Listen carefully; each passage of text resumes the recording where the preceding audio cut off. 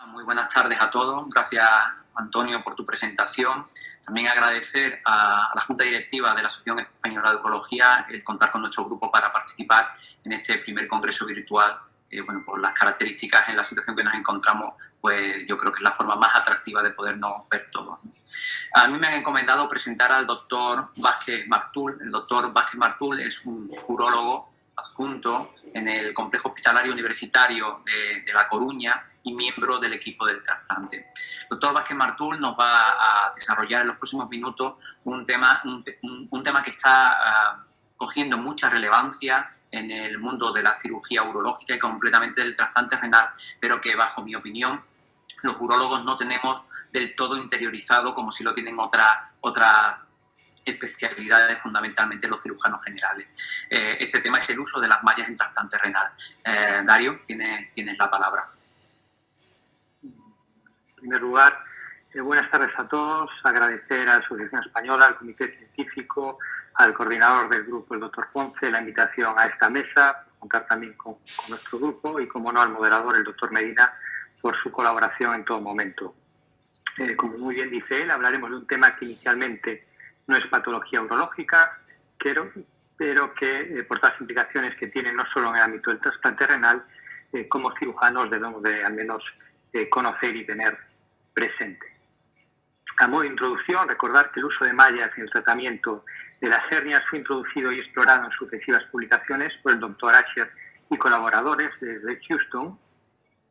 Tener en mente que la incidencia de hernias incisionales puede llegar a un 20% y guarda relación con la región anatómica, siendo más frecuentes en línea media y región epigástrica. La cirugía de la hernia incisional puede ser técnicamente compleja, con una recurrencia sin el uso de mallas de hasta un 63% y una alta tasa de infección del sitio quirúrgico. Estas complicaciones han mejorado drásticamente y disminuido enormemente gracias al uso de mallas, cayendo la recurrencia a cifras tan solo de un 10%. Debemos de conocer los diferentes tipos de mallas que se clasifican en función del material, tamaño del poro y densidad. Así pues, atendiendo al material y trama de las mismas, tenemos 4 tipos, que serían las macroporosas, generalmente de polipropileno o poliéster, suelen ser las más empleadas, aunque debemos de evitar el contacto con el paquete intestinal. Las microporosas, que presentan menos adherencia a intestino. Las mixtas, que presentan una propiedad dual. Y por último, las orgánicas, generalmente formadas por matrices acelulares o tejido animal como pericardio porcino.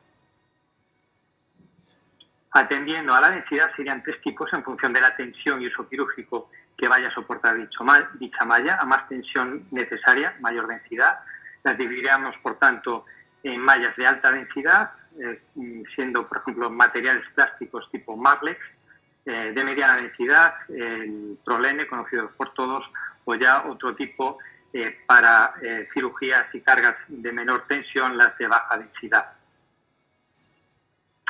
Centrándonos en los factores predisponentes a la aparición de hernias incisionales, tenemos que tener en cuenta que ante cualquier paciente al que vayamos a someter a una cirugía con una incisión suficiente, debemos de conocer los factores predisponentes para la aparición ulterior de una hernia incisional. Entre estos se encuentran la edad por encima de 50 años, un alto IMC, un pobre estado nutricional o alcoholismo, la presencia de diabetes mellitus o la infección del sitio quirúrgico, que es uno de los factores predisponentes con mayor peso en los diferentes estudios.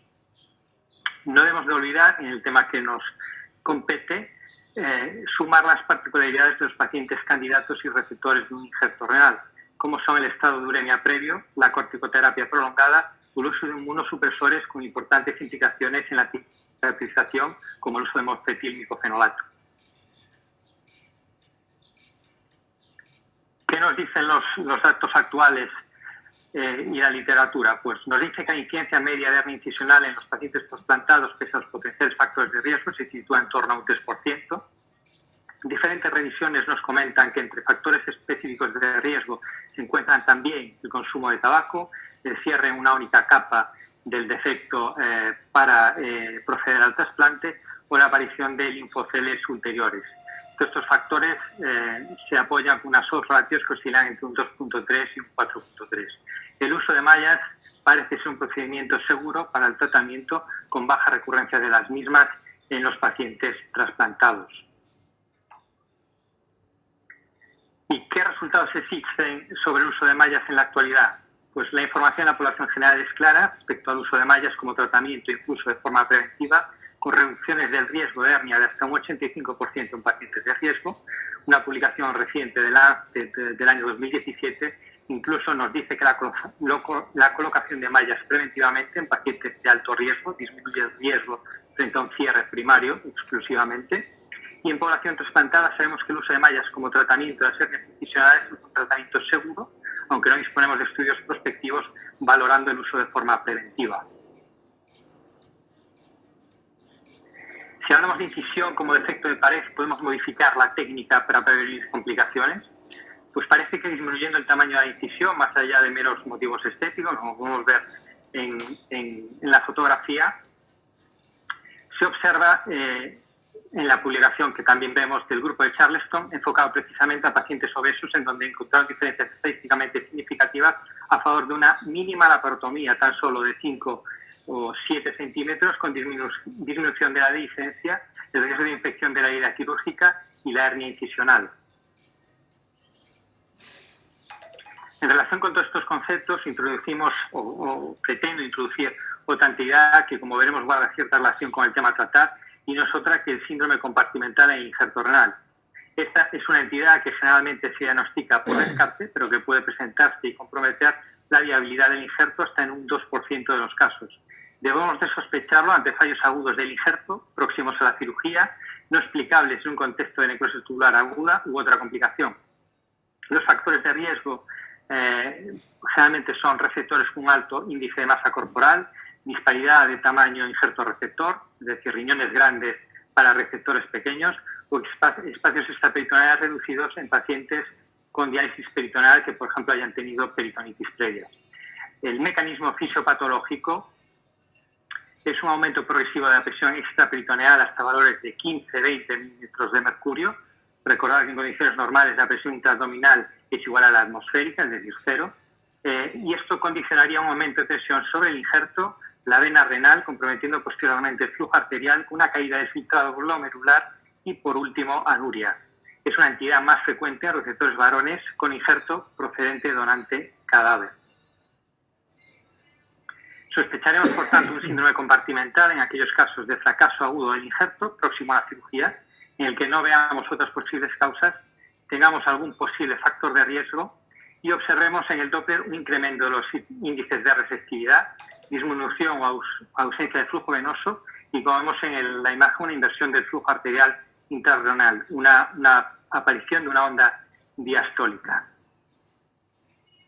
¿Cómo actuar ante una sospecha de síndrome compartimental? Pues el tratamiento pasa siempre por un abordaje quirúrgico con la descompresión del injerto. En muchos casos el diagnóstico definitivo es intraoperatorio al comprobar la mejoría macroscópica y de la vascularización del injerto al descomprimir y abrir el espacio, y posteriormente podemos proceder de 3 posibles maneras en función del tipo de paciente: anatomía y recursos, sin saber claramente cuál de estas 3 opciones es superior.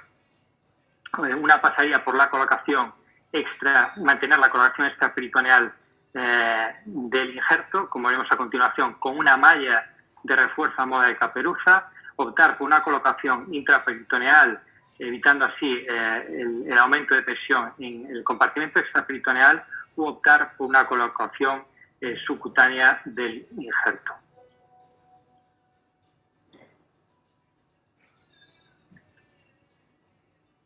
Bueno, sí existen estudios, aunque bastante limitados, sobre el uso de mallas para la prevención de esta entidad, del síndrome compartimental.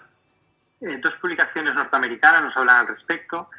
Una es del grupo de Ontario, con un número de pacientes más reducido, y una segunda publicación del centro de Cedars Sinai en Los Ángeles, con 134 pacientes, en su mayor parte la colocación de malla de forma preventiva para evitar este síndrome. En ambos estudios los resultados confirman la seguridad de la técnica, con tasas de supervivencia del injerto al año por encima del 95% y sin problemas para el seguimiento rutinario de estos receptores de trasplante mediante ecografía o realización de biopsia. Como conclusión ya para todo este tema, recordar e incidir que es importante advertir potenciales factores de riesgo en los receptores y tratar de prevenir la aparición de hernias incisionales adecuando el campo a las condiciones del injerto y del receptor. El uso de mallas allí donde fuese necesario es seguro, aunque actualmente un uso sistemático preventivo no está claramente definido. Tener presente siempre el concepto de síndrome compartimental, su diagnóstico y estrategias para su tratamiento, así como el uso de mallas si fuese necesario. Muchas gracias a todos los asistentes, al moderador, el doctor Medina, por vuestro interés y vuestra paciencia. Muchas gracias. Muchas gracias, Dario, por tu fantástica presentación. Realmente ha sido una presentación muy clara, con unos mensajes muy bien expresados. Felicitarte realmente. No sé si hay alguna pregunta en la sala. Creo que no, que en el chat no.